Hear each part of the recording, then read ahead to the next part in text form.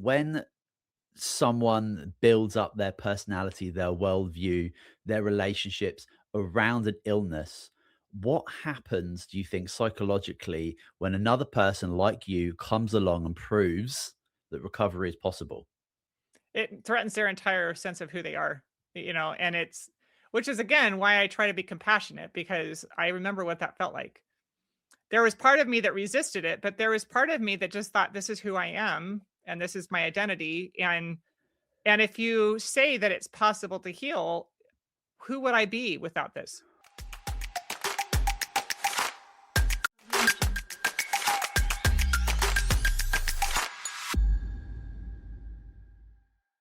Welcome to Truehope Cast, the official podcast of Truehope Canada.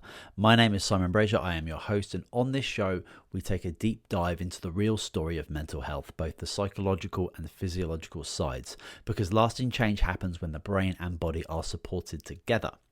Today's episode is a powerful one. I am joined by Michelle Reittinger, a bipolar recovery expert, speaker, and advocate whose story challenges everything we have been told about what a bipolar diagnosis means and what's actually possible on the other side of it.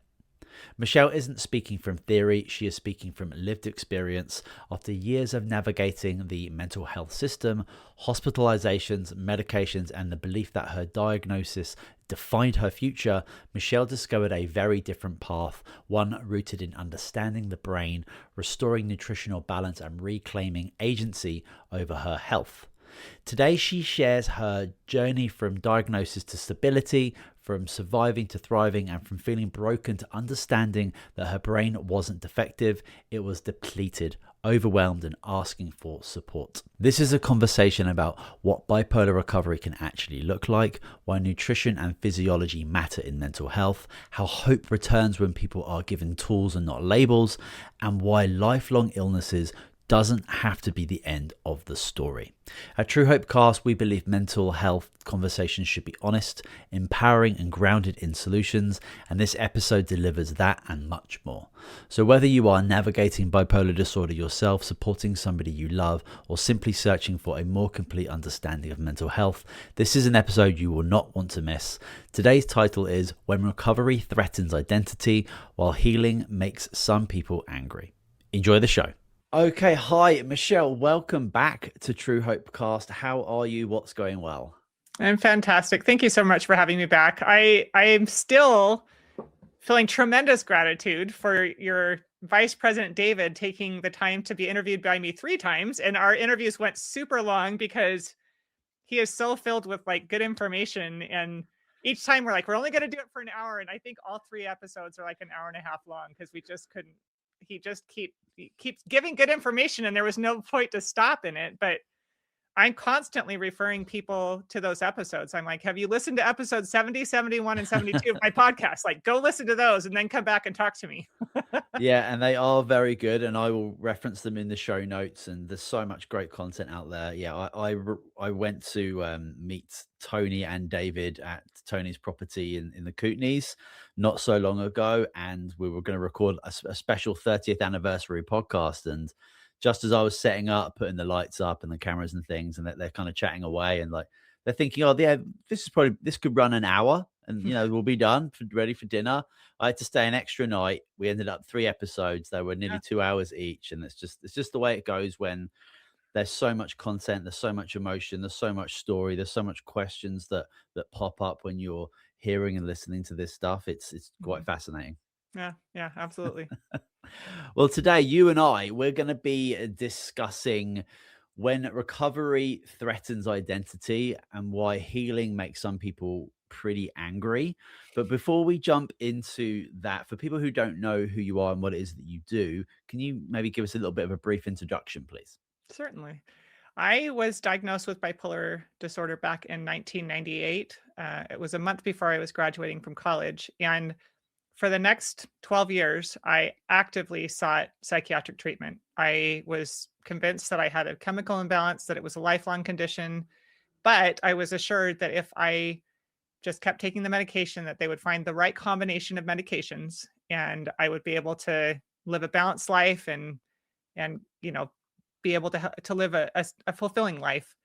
And that was not the case. In fact, over the next decade, I progressively got worse and ended up at a point of complete hopelessness. I made multiple attempts on my life. I was hospitalized a number of times.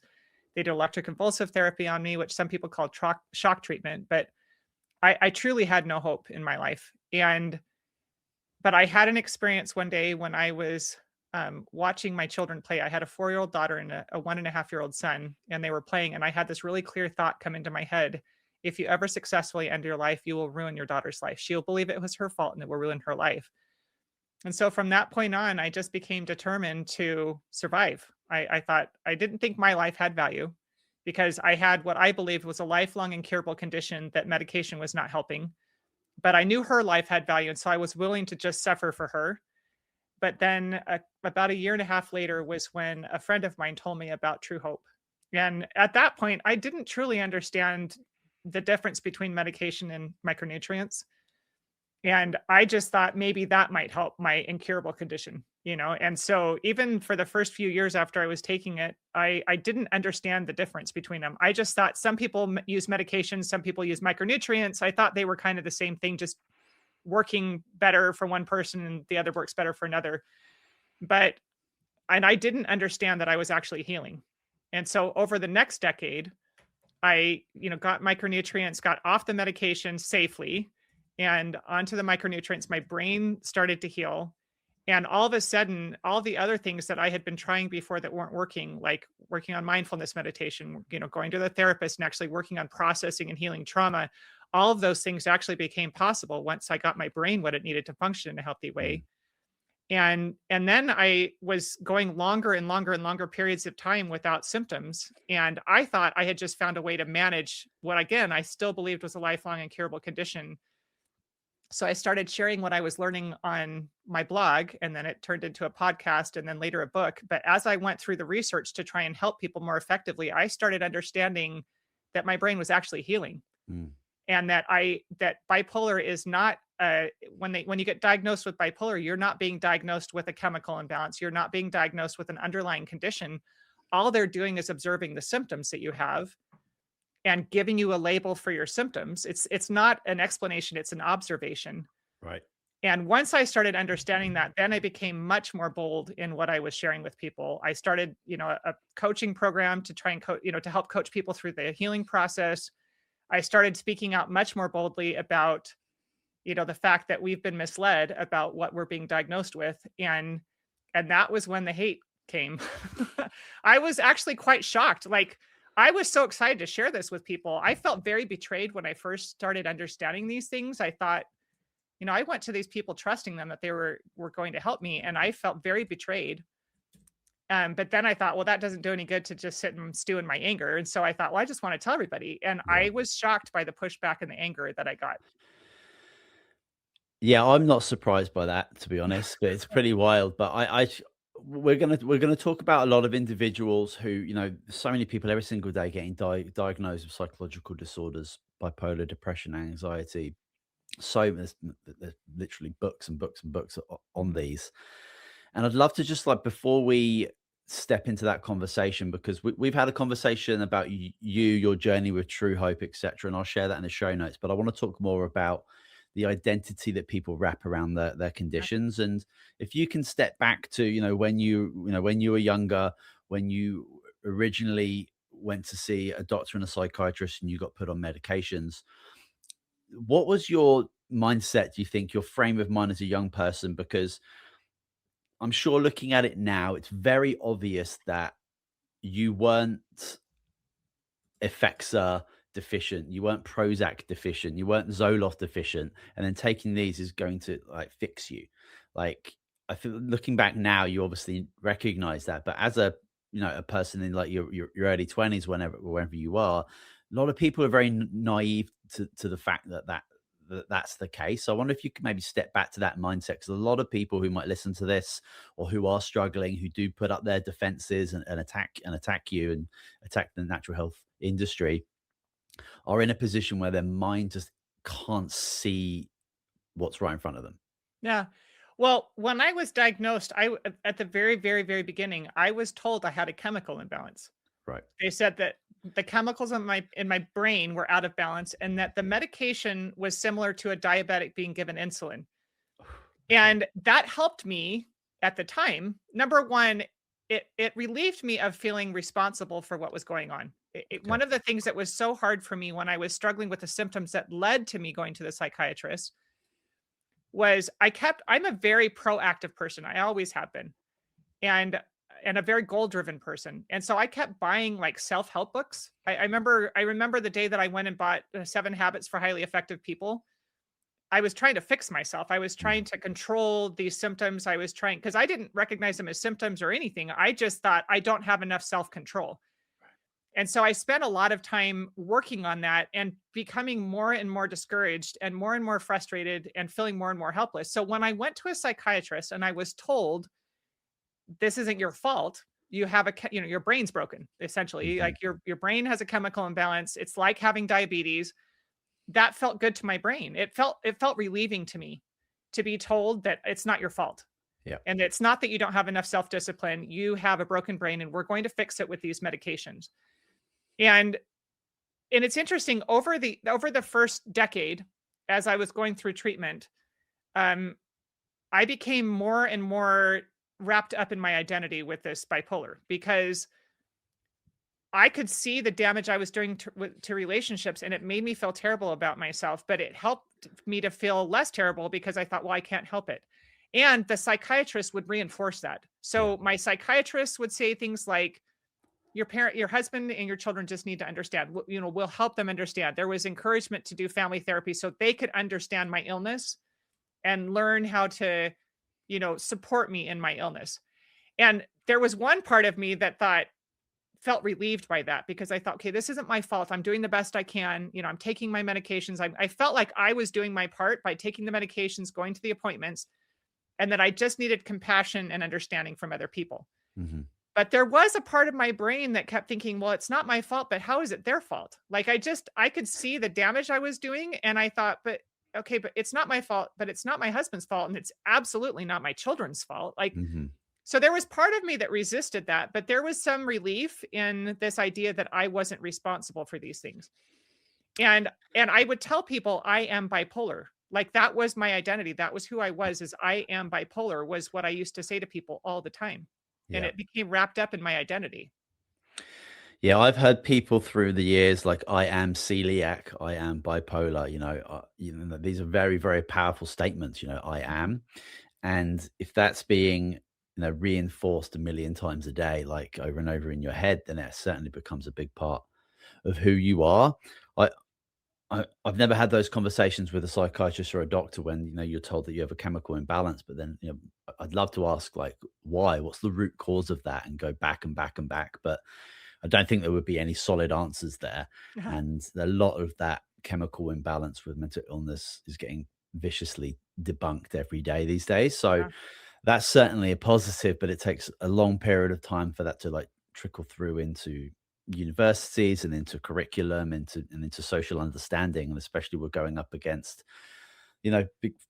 big money and big pharmaceutical companies that, Yeah. obviously I think antidepressants and antipsychotic medications are their kind of like bread and butter every year when it comes to revenue. So there's a lot of challenges, and that's why we're having these conversations. And if we can, support and motivate one person with this conversation, that would be a big positive. But I'd love to talk about the backlash that you receive in regards to, at the end of the day, you're sharing your story, you're sharing your experience. And just like True Hope here, we don't want any other families to go through what the founders have gone through. And you want to, not have any other individuals go through what you went to. And it's all coming from such a great source, from such a great place of light.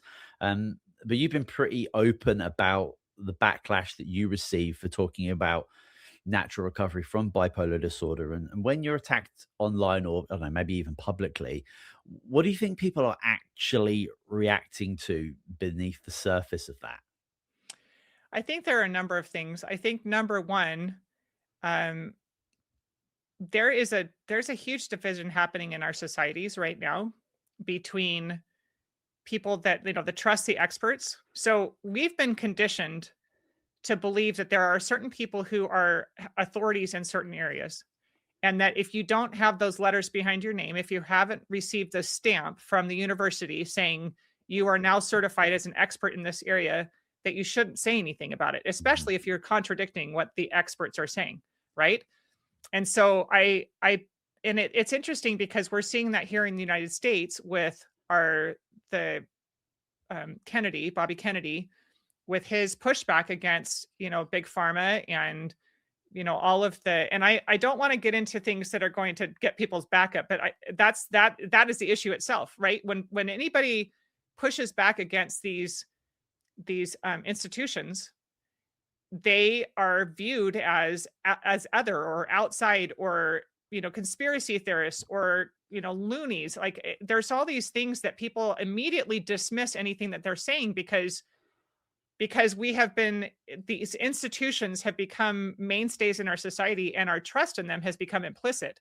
Mm. And one of the things that's really fascinating to me, one of the biggest objections that I get recently is people saying how disgusted they are that I'm trying to monetize. I'm out here hawking my book to trying to sell hope to people and trying to sell my book and trying to make money off of people suffering. And I thought, wait a minute, like you are defending a multi-billion-dollar industry Mhm. without questioning their motives. And here I am with my little $17 book that actually leads people to recovery. The other day I responded to somebody because they were like, shame on you. She went after me pretty hardcore and telling me that it was, she was ashamed of me and how dare I and how do I sleep at night and stuff. And I Mhm. thought, hang on a second, you're defending people whose entire livelihood is dependent on people staying sick. People who are dependent on you staying sick. Yeah. When I was in treatment, I had a couple of times when I said to my husband, I said, I feel like there's a financial incentive to keep me sick. I was in and out of the hospital, which were extremely expensive experiences, right? And taking tons of psychotropic medications. At one point, I was on 7 different psychotropic drugs. I had to go to therapy all the time. I had regular psychiatric visits. It was very, very, very expensive. Yeah.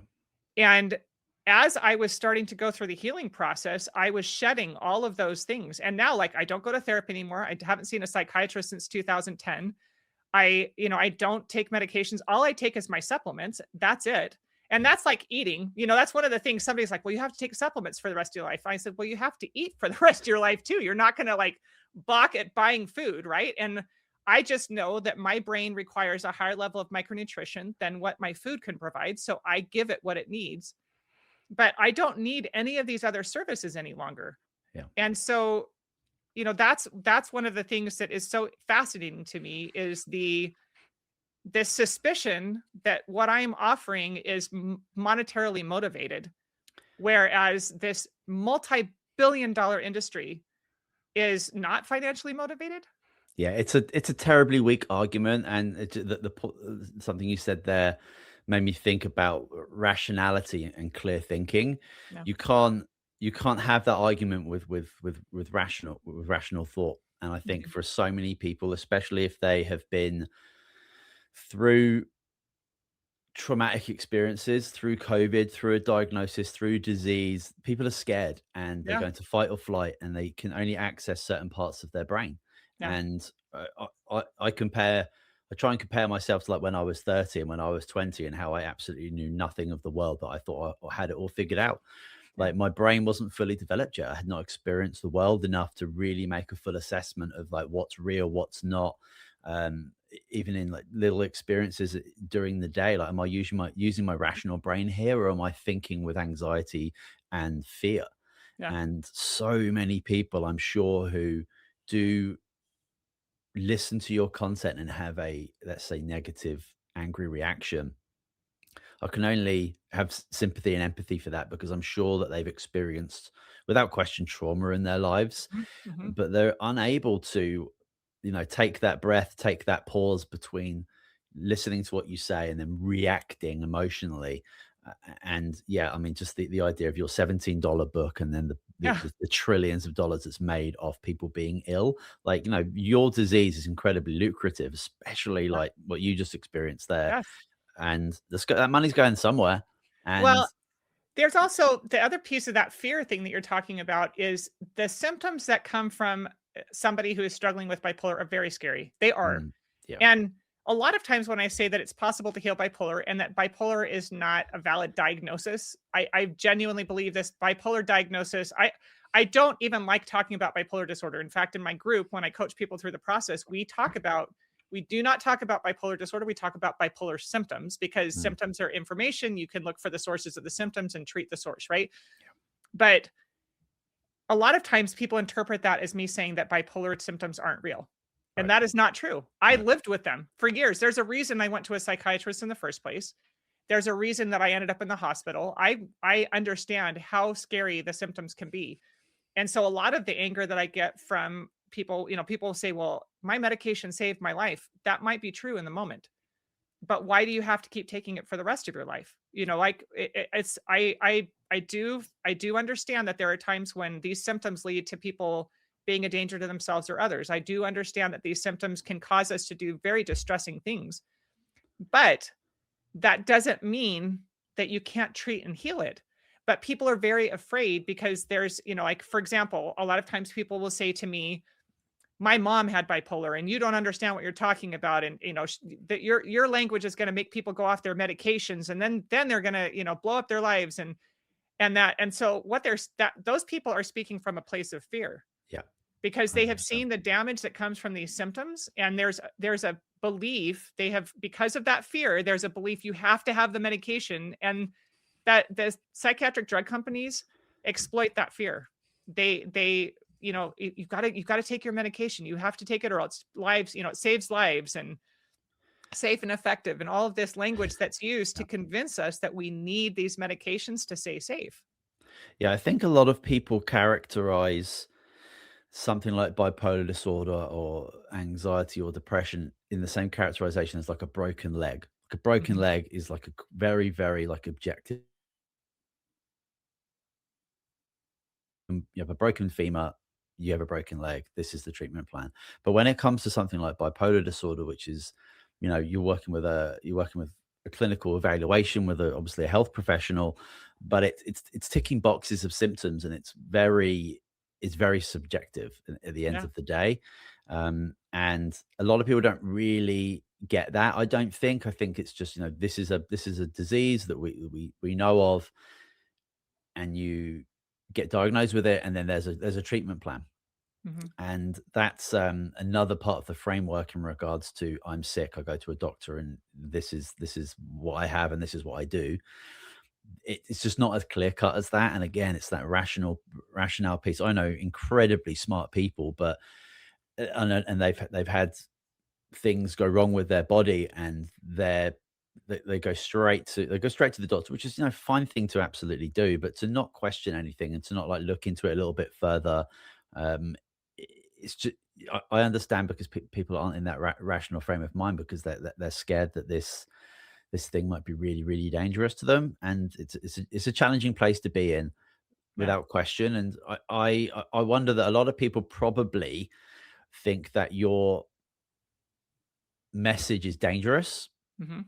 So I wonder, like, how do you respond to the idea that hope, agency, and non-invasive options are somehow more threatening than lifelong dependency and lowered expectations?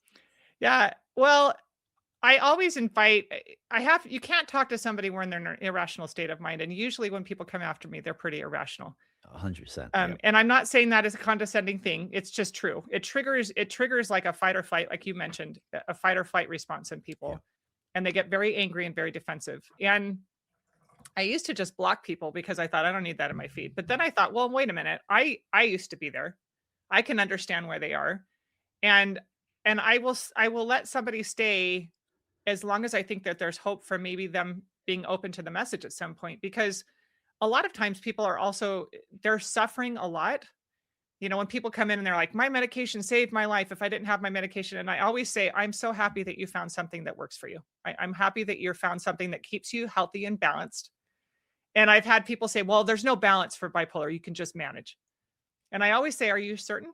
Because I try to ask questions for people if there's anybody who I feel like might be open to the message, because this is like years of conditioning that lead to this usually. somebody who's in this place of total acceptance of their disorder and total acceptance of this disease model of illness. And this idea that bipolar is lifelong and incurable, our society rewards victim status, unfortunately. Sure And does. so people start to identify as a victim, and it relieves people of their need for agency and their responsibility for themselves. But at the same time, when you're not personally responsible, you also don't feel very good about yourself. And so there's all of these emotions that are wrapped up in this. And so number one, I actively am working with people on a regular basis that, in my coaching program, and people that I consult with that I'm helping through the healing process. And that keeps me focused on why I'm doing this, because number one, like I tell my story all the time when I'm doing speaking engagements. And so I'm reminding myself of where I came from and how I ended up here, right? I'm actively engaging with the research that is freely out there for anybody who wants to study it themselves. I provide all the research on my website that I use to go through the healing process. From Bonnie Kaplan and Julia Rutledge's book, The Better Brain. My podcast episodes with David on how micronutrition actually helps the brain. The work from Professor Joanna Moncrief on how the drugs actually affect your brain and that they're not actually healing an underlying disease. All of these things that help me to heal, and that I'm actively using to help other people heal, help me stay focused on what I'm doing and why I'm doing it, so that when people come after me, I don't get flustered or upset or want to sit down and be quiet. But I also try to work with people who I think might actually listen if I'll just be patient with them. I used to get very defensive at the beginning because I thought, why are you attacking me? All I'm sharing is research. Like, you're welcome to go read the research yourself, right? Yeah, But people don't know your backstory like you do. They don't know your history. They don't know the sensations that you've experienced and the success that you've had.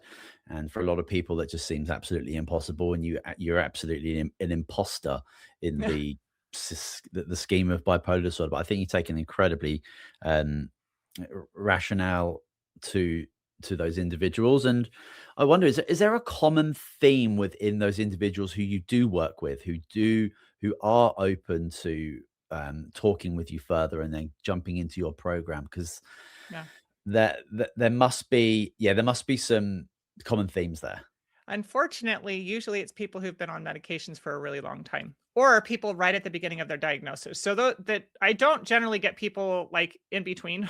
Okay. I either get people who've been on medications for years and they're still suffering and they're still not feeling like there's any hope. And that's when they start going to look. And that's how they find me in the first place, right? So people that have been on medications for a long time. And the reason I say unfortunately is by then there's been some pretty serious damage from the medications. And so the first thing we have to do is actually help their brains heal from the effects of the medication before we can even begin to work on what caused the symptoms in the first place. Yeah. The other group of people that come to me are the people who are newly diagnosed or about to be diagnosed. And that's been a new thing recently, where people are hesitant because, and I think a lot of it has to do with the rise in information about the dangers of psychiatric medications. So we've got, people like Dr. Joseph Witt-Doering. We've got, what's happening on the national level with Casey Means and Callie Means. There's a lot of people who are now speaking out actively about the dangers of psychiatric medications. So when people are getting diagnosed with these disorders, they might believe the disorder diagnosis, but they're hesitant about the medication because they're hearing about the dangers of it. And so they go looking, and that's how people find me on that side of it. And so the reason why both of those groups are open to it, the ones who have been on medication for a long time know the medications are not helping. Yep. And they're experiencing the actual damage that the medications are doing to their brains and their bodies and their lives. And they want out. They want help healing. Yep. And they're desperate at that point. And the people who are newly diagnosed know that they have an issue that they need help with, but they're hesitant about what they're being offered. And so they're looking for other solutions that might provide another way. And I still have to work with both of those groups of people to undo the mindset that they've been diagnosed with a disease, right? There's still this belief in this disease model And so that's one of the things I have to work with them on, is helping them understand the reason you're experiencing these symptoms has not been identified yet.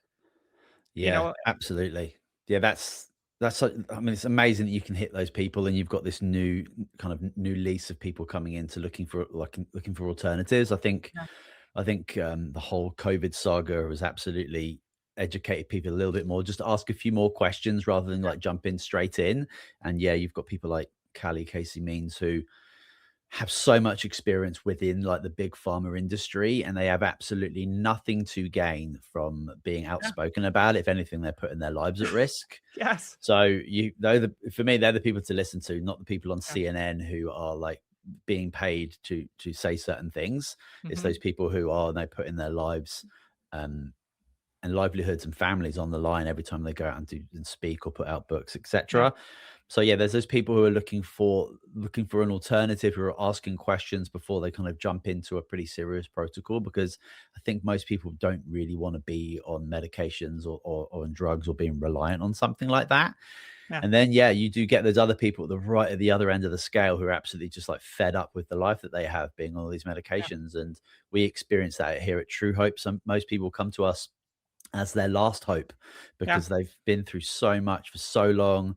They started off on one medication, they end up on maybe 10 yeah, to deal with the side effects of the other ones, and it's just not the life they want to live anymore. And the body can only handle so much. You're talking about like brain dysfunction, liver dysfunction, kidney dysfunction. They have to deal with this constant barragement of synthetic chemicals coming into the body, and yeah, it's such a challenge. And hopefully once we can reach those individuals and some of the people in the middle, then we can go even before that and go talk about talking about hmm, prevention of these disorders. Because I personally feel,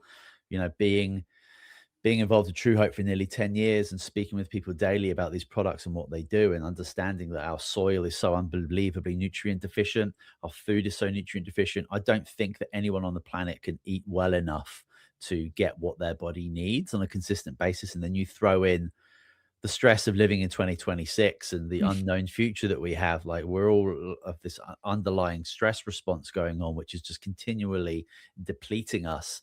If we're not yeah, taking something like Empower Plus every single day, that's proven to work, it's proven to be bioavailable for the brain and through the gut, then you're always going to be in a state of lack. And I think mhm, that's kind of like the next phase, is like, listen, you don't have to go through these experiences. You don't have to have the life that your mother did or your father did or your grandfather, whatever. Like, you've got these opportunities, but you also have this responsibility, which for a lot of people, they just like don't want, because I don't know, that's just a type of thing that not everyone really thrives upon or recognizes the actual power of that responsibility and what it can do for you and how it can propel you forward. But I'd love to talk about identity as well, because it's such an important piece for everybody, depending on what you go through. But in your experience, how does a diagnosis sometimes stop being a medical label and start becoming someone's entire identity, their community, their story, and even their purpose going forward?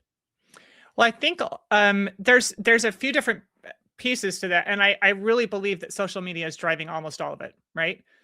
So one of the challenges with social media is it creates echo chambers, and it and we reward the algorithm rewards, like victim status.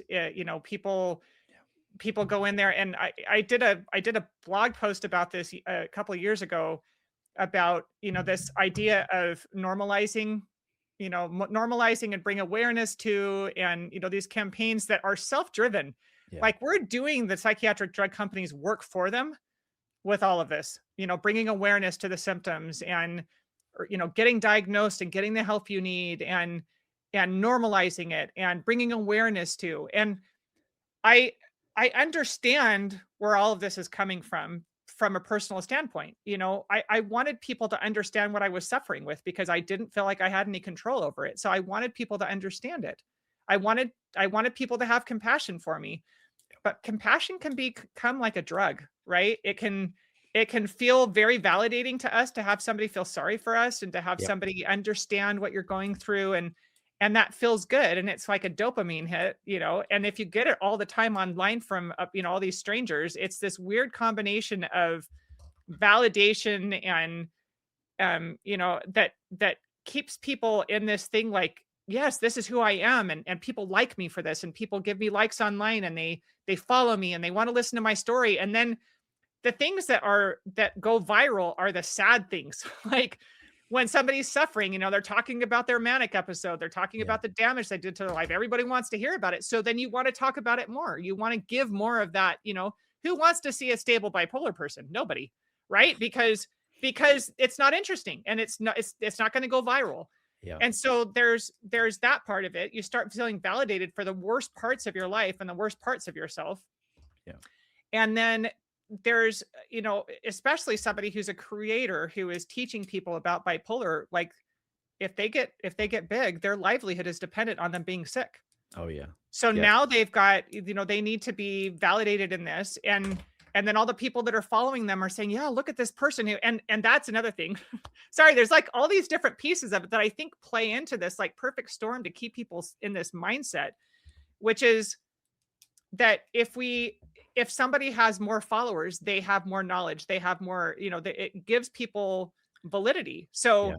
if you have a lot of, if you've got 1 million followers online, you must know more than the person who only has 2,000 followers online, right?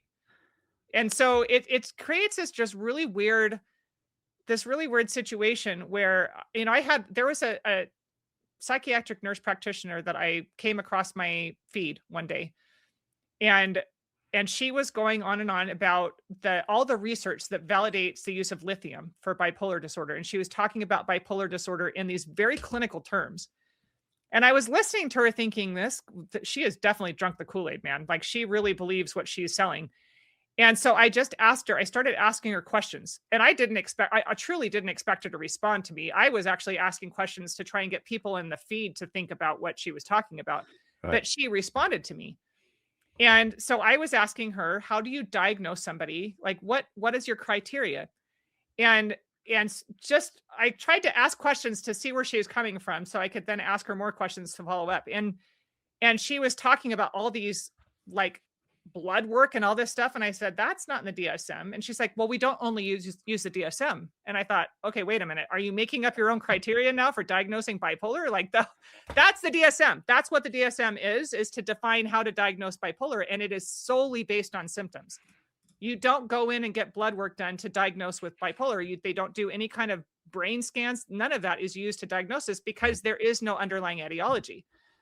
So then I was asking her questions about the lithium and the studies that she was saying were done, and into all the effectiveness. And she kept coming back with all of this, like, I call it psychiatric babble. Like it is not there. It sounds very impressive, but when you get underneath it, there is nothing there. Mm-hmm. And I finally, the last question that I asked her that stopped her from responding to me is, what non-drug interventions have you investigated for treating bipolar? And she wouldn't respond to me anymore after that. Well, considering she's not an expert on that particular piece of the puzzle, Well, why would she? This idea that, she was talking about, like, her video was talking about the conferences they go to and all these studies that they're doing and all this stuff. And I wanted to know, have you ever studied any other intervention besides drugs? Any other intervention? If you're doing all this research, there's lots and lots of research out there for non-drug interventions. What research have you done on those? And that's when she shut down. And so we have been so thoroughly brainwashed in our society, and it truly is a brainwashing that has occurred. And it started with psychiatrists wanting to be validated as true doctors. And then Robert Whitaker talks about it as an unholy alliance between drug manufacturers and psychiatrists and doctors, right? Yeah. And it used to be that at least the therapy side of it, psychotherapy, was they were competing with each other. And psychotherapy recognized, like, one of the things Professor Joanna Moncrief talks about is psychotherapists used to not treat people that were on medication because they understood that the drug was suppressing emotional response and people could not process emotions in a healthy way in order to actually heal. So it used to be that psychotherapists wouldn't do it. But now the psychiatric drug companies they are so thoroughly integrated into the entire system that now even therapists will think it's best practice to put people on drugs. Super interesting. Yeah, I want to Sorry, make that might sure. have been a bit of a No, tangent, but no, it was good. You certainly talked about identity, especially with that individual there who's yeah, obviously built up this grandioser identity around her expertise. But then once you kind of like poke that a little bit and question, and she didn't have a response, then the classic thing you could do on social media is just to block that person yeah, or not respond. And you mentioned at the beginning of that the comfort that comes with the the empathy and sympathy that comes from likes and comments once you kind of put your things out there. And yeah, I'm lucky, I'm 41, so like social media is, it's not a big thing of my it's not a thing at all in my childhood. And yeah, I'm blessed for that without question. The only example I can think of is when I've got a cold or a man flu, all I want is my wife's sympathy. And yeah, I might probably cough a little bit worse, and I'll talk a little bit like this, and I'll be really sick because all I want is that comfort and that sympathy because it yeah, makes me feel better.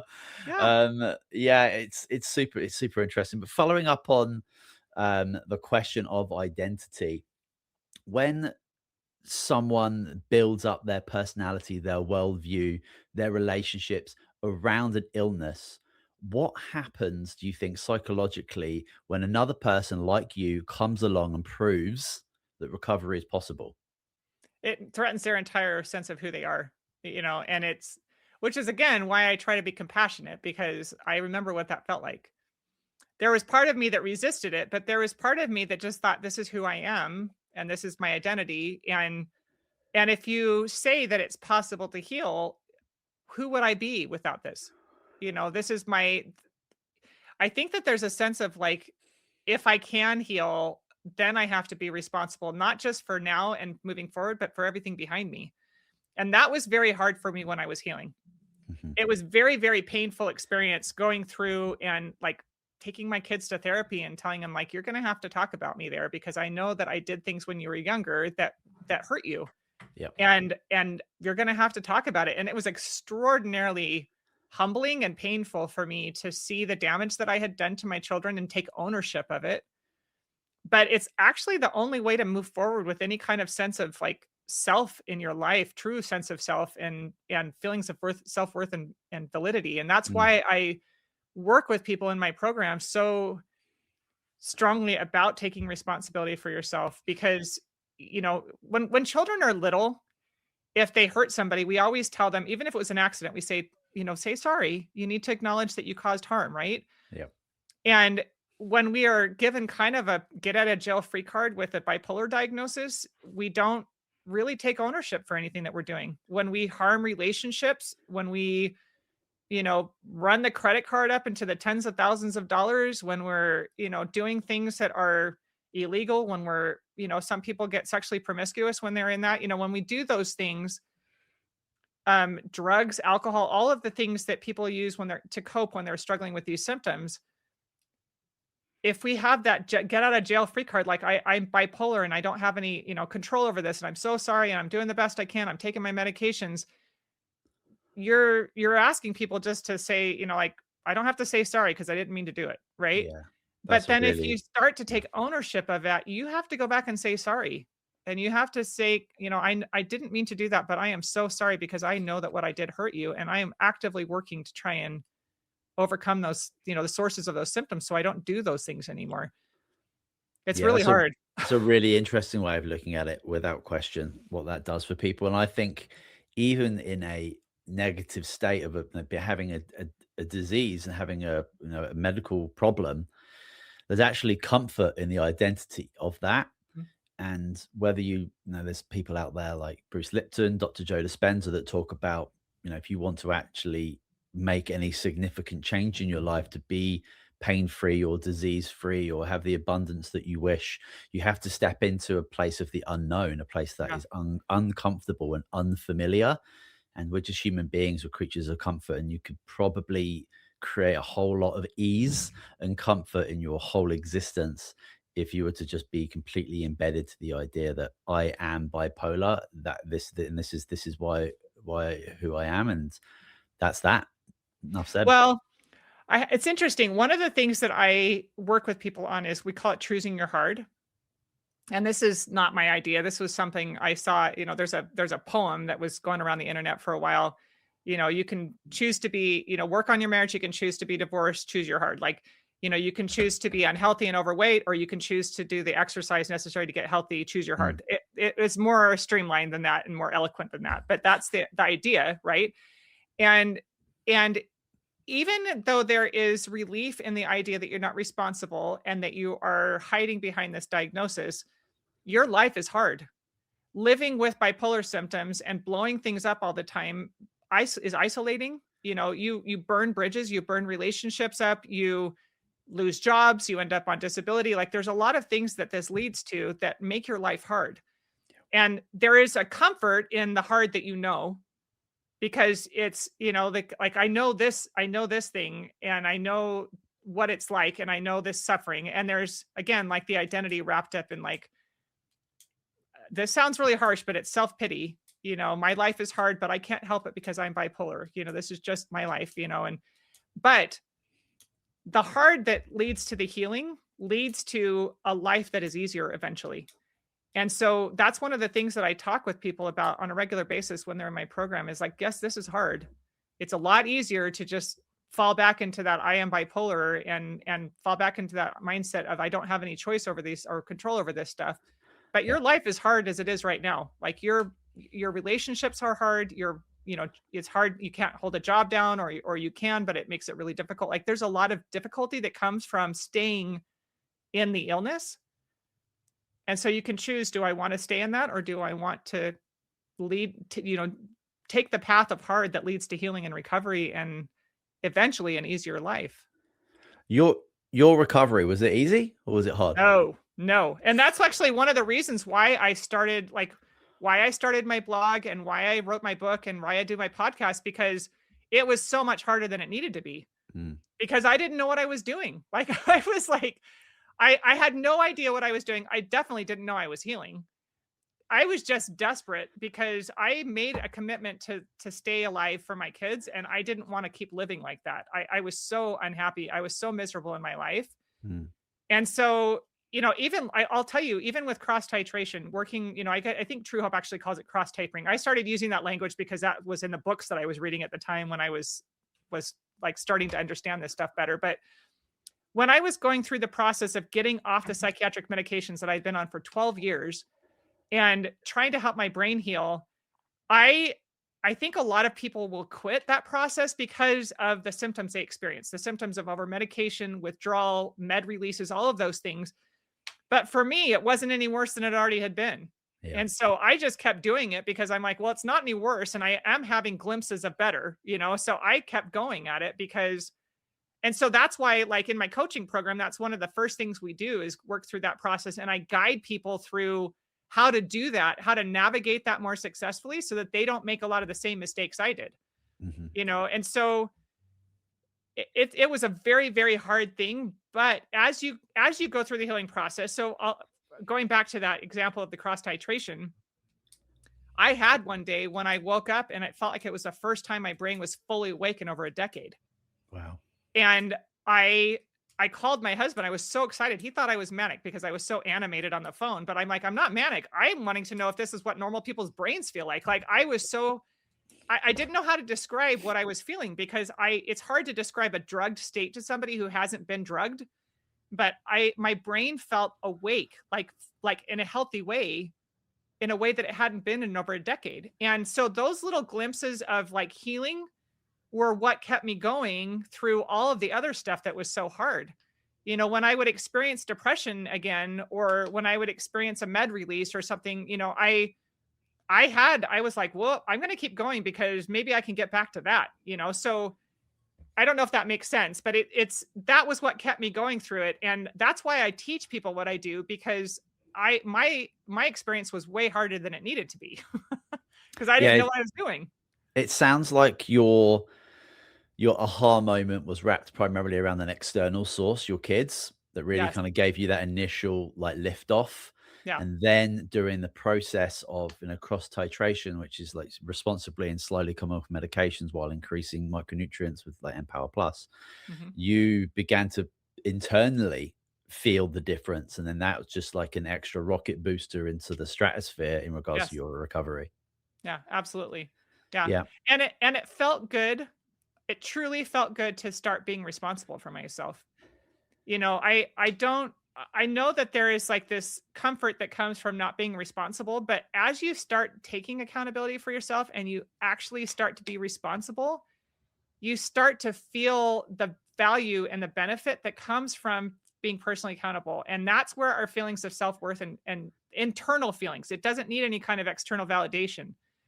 It comes from within us. And this recognition, like, I am doing this. I am taking responsibility for myself. I am, I am doing these things. And it helps us to feel better about ourselves. Mhm. And that internal intrinsic motivation is kept me going through all of these other things. As I started to take responsibility and feel like I could, that was really what kept me, like, really motivated me to keep moving down the path to recovery.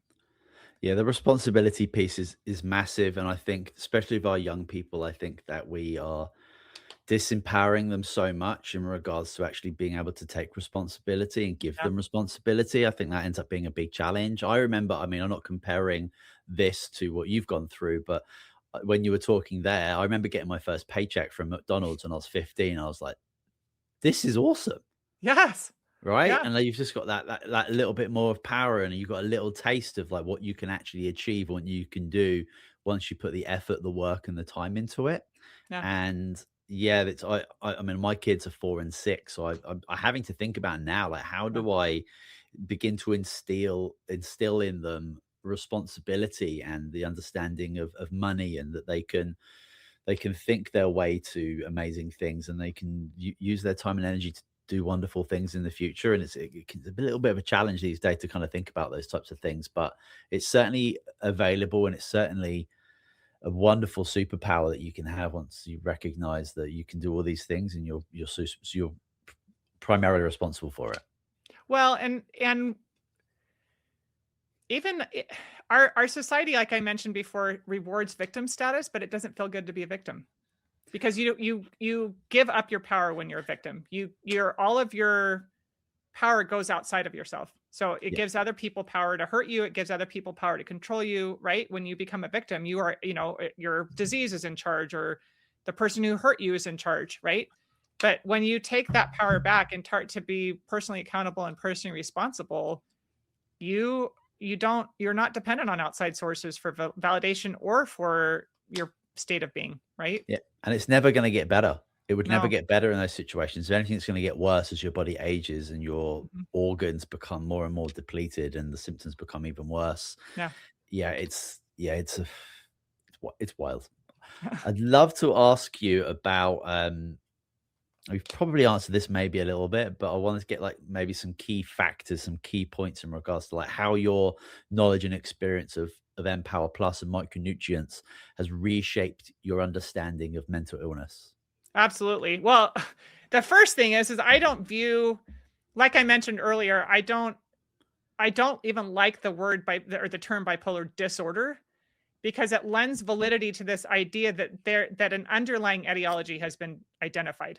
Yeah.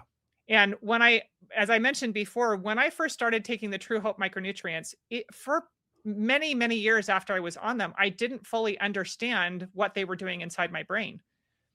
And it was once I started understanding it and understanding the sources of symptoms that lead to a bipolar diagnosis, I can ask somebody. I always tell people, tell me your story. That's the first thing I'll say to somebody when they come to me for help. I'm like, tell me your story. And I don't want to hear your diagnosis. I want to hear about what led up to your diagnosis.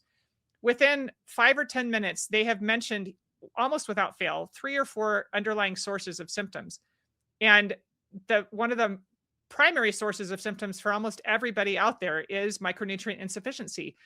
And I'm going to put a plug in for these podcast episodes with David on my podcast too, because I even learned more. Like I've been studying this stuff for the past, 3 years. And I learned way more even just talking to David about those building blocks for the neurotransmitters in our brains. And if you want to talk about chemicals, there are chemicals in our brain. They're not the synthetic chemicals that are produced in drugs. Yeah. They are naturally occurring chemicals that are the neurotransmitters that regulate our emotions. And one of the big arguments that people will come to me with is, yeah, you might be able to resolve something as minor as depression, but you can't resolve psychosis. And I'm like, psychosis and depression are just opposite ends of the same scale. Like all you're doing is your brain is not getting what it needs to regulate itself. It is not getting the micronutrients necessary to regulate the emotional response. And so I loved what David talked about, how there are 4 key building blocks to the neurotransmitters. You've got vitamins, minerals, amino acids, and omega-3s. The omegas that our brains need. And if you are getting insufficient levels of any of those, your brain is not getting what it needs to function in a healthy way. It is not building the neurotransmitters in a way that your brain is getting what it needs to function in a healthy way. And we have no problem understanding that if you completely eliminate macronutrients from your diet, like if you completely eliminate fat from your diet, for example, you're going to get sick. Your body needs those macronutrients to function, to, rebuild cells and to regenerate your muscles and, protein. Eliminate all your protein from your diet and you're going to get super sick and your muscles are going to atrophy. Yep. And we understand that, but we don't think about the correlation between that and the brain. If our brain is not getting what it needs to function in a healthy way, it will become distressed. You'll end up with symptoms that indicate the brain is in distress. And that leads us, instead of asking people, when a psychiatrist interviews somebody at the beginning, they should be taking a history of, do you have a history of trauma in your life? Is there any history of substance use? Have you been using any medications that could be causing an adverse reaction in your brain? What's going on with your nutrient intake? Is your brain getting what it needs to function in a healthy way? And I've been super fascinated by the work of Julia Ruckledge in doing these studies in high stress situations like, the Christchurch, New Zealand earthquake, and, going into places where there are natural disasters where you can see the outside stressor. There's major outside stress occurring. Number one, because of the disaster. And so you're under a lot of stress, right?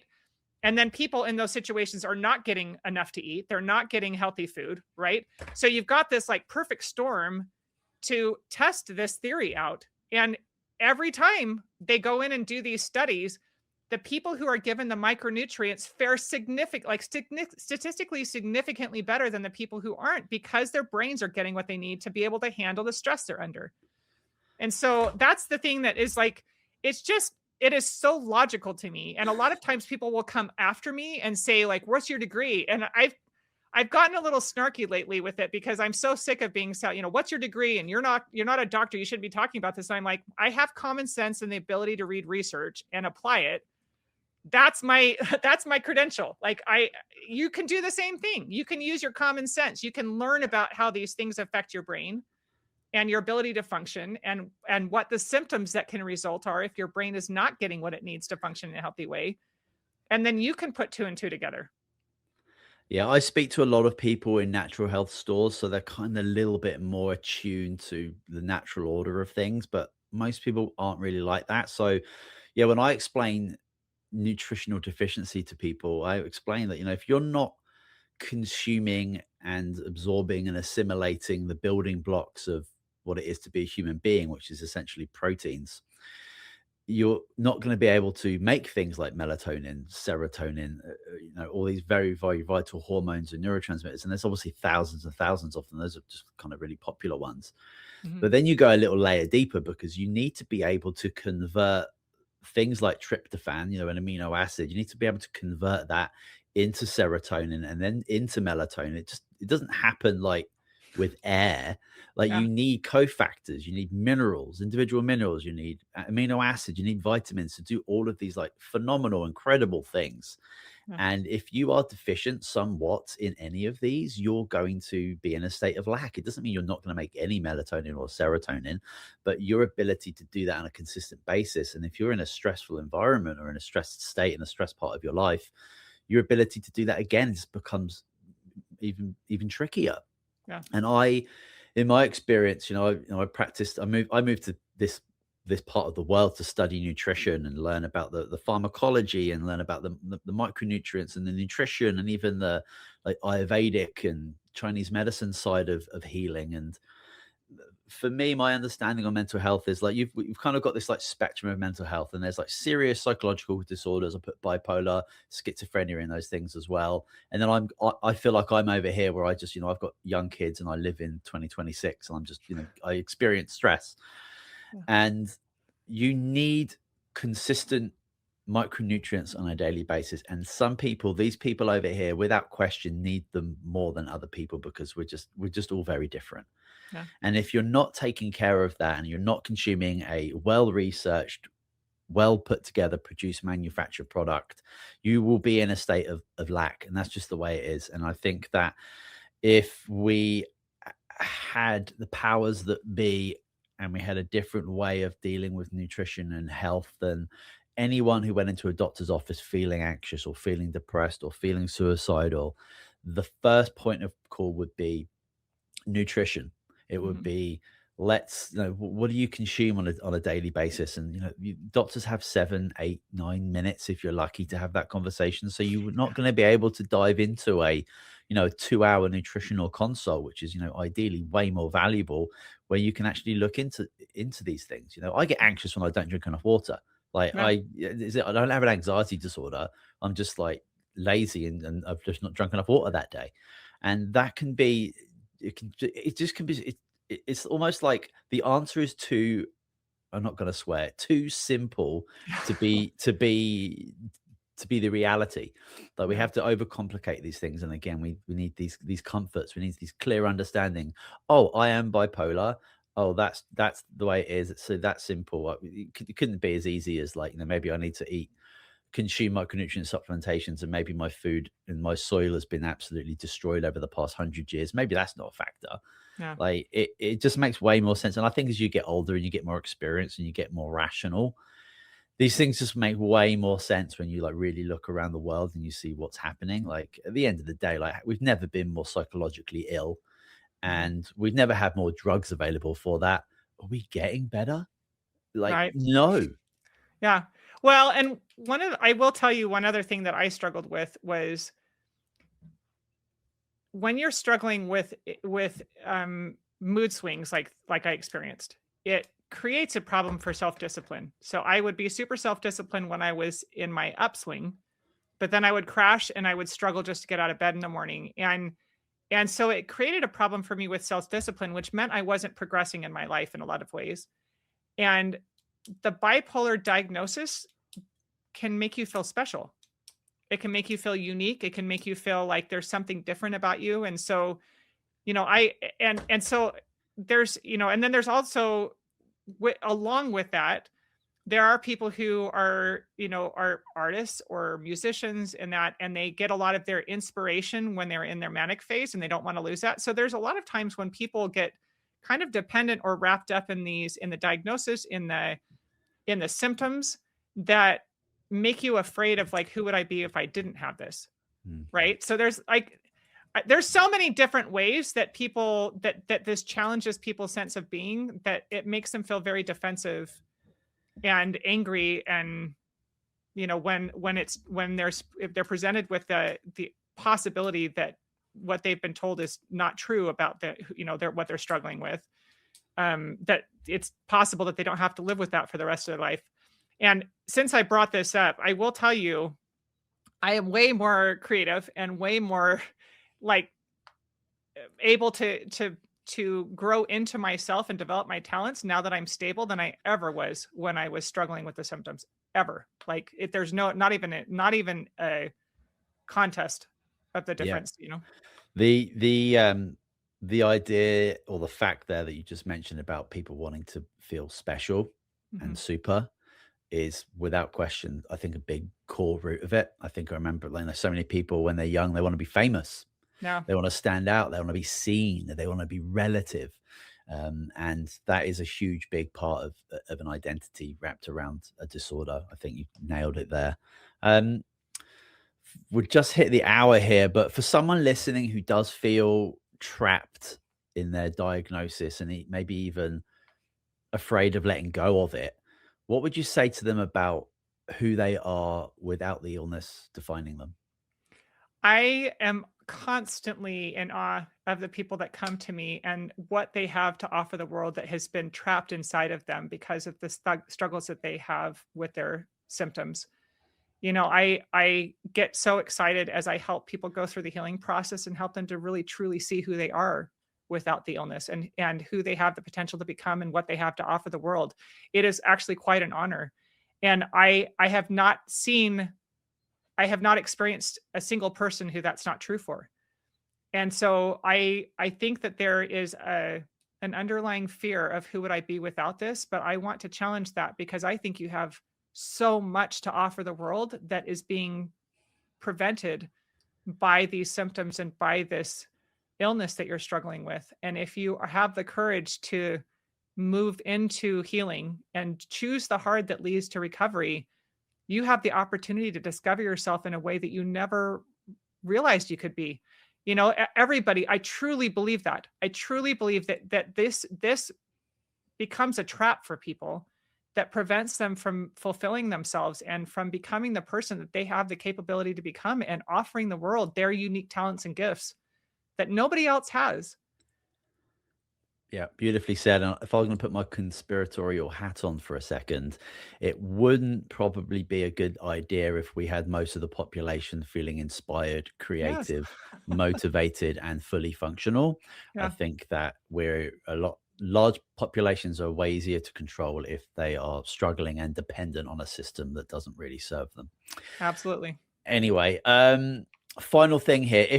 If the haters were actually listening to, listen to us right now, and not to argue, but to primarily like understand, because I also think that those people who are like real haters, let's just say you're hardcore non-fans, they're not going to listen to an hour conversation of you and me. They're going to listen to the clips and they're going to comment to the clips because that's just kind of who we are as human beings. I Yeah. sometimes fall into that trap when I hear insane far left wing politics.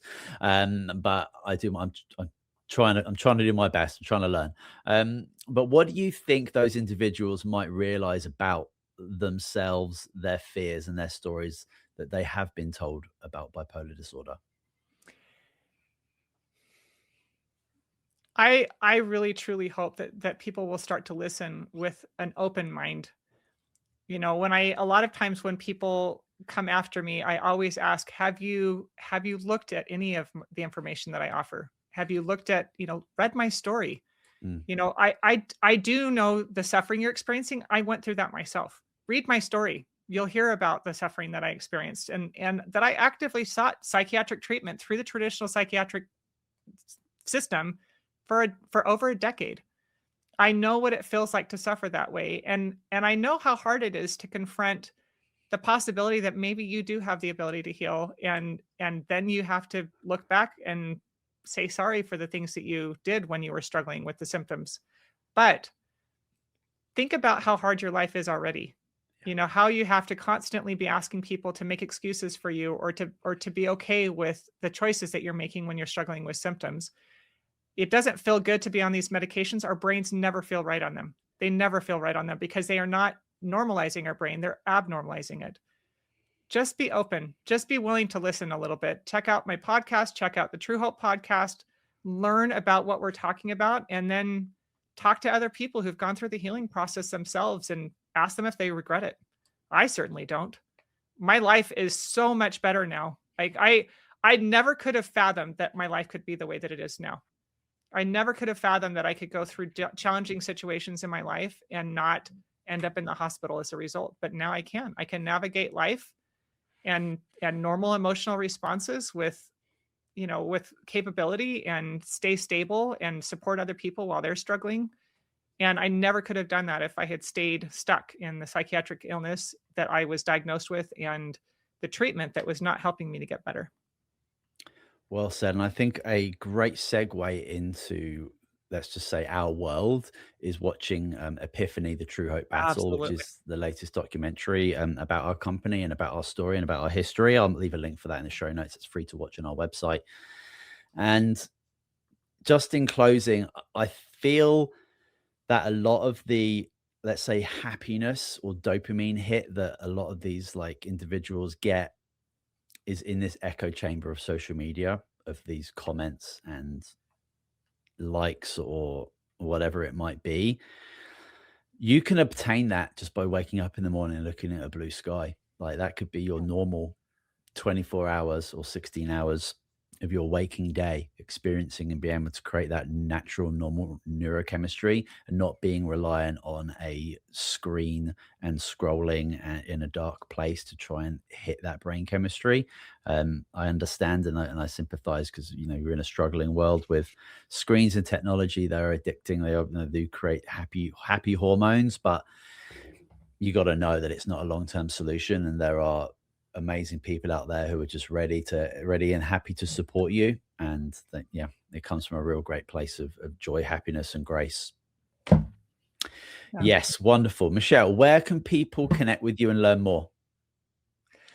The upside of bipolar.com is my website, and everything is linked there. My book, my podcast, there's my social media is all linked there. So the upside of bipolar.com is the best place to start. Beautiful. Well, thank you so much for coming on to the show. Again, it's always an absolute pleasure. I'll make sure that the show notes is probably going to be flooded with links and information, but that's all good. There's so much great stuff to share, and I hope people do take that time to be able to dive a little bit deeper. But yeah, that is it for this week. We'll see everyone soon. Thanks so much, Michelle. Thank you.